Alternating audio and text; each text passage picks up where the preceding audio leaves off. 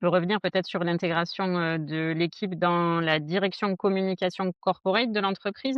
D'accord. L'idée de ce positionnement, c'est vraiment d'être au cœur de, la communication de l'entreprise et du coup d'être au cœur de ce qui pilote, finalement sa visibilité, sa notoriété et le positionnement au sein du corporate fait aussi qu'on a, comme je le disais tout à l'heure, ce lien avec, la direction générale et les directions, transverses de l'entreprise, nous permettant d'avoir, la meilleure vision, des orientations stratégiques de l'entreprise et finalement, nous, c'est pas tellement enfin, c'est pas en fin d'année qu'on fait beaucoup de bilans, c'est tout au long de l'année qu'on va venir nourrir, des décisions stratégiques et finalement, on voit souvent découler, de ces études, de décisions sur, une fin de cycle et le cycle, suivant qui démarre, sur plein de projets différents.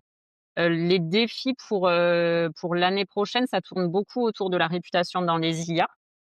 Donc c'est un sujet qu'on surveille de près depuis, plusieurs mois maintenant.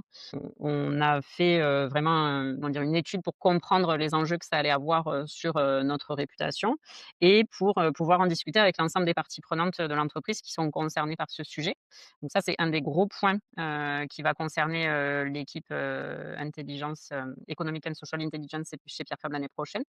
Et puis après, on a toujours des défis autour de l'acquisition des meilleures données possibles et c'est vrai que le développement des formats vidéo, c'est toujours un défi, pour être sûr de couvrir au maximum, les contenus qui sont produits sur les plateformes aujourd'hui.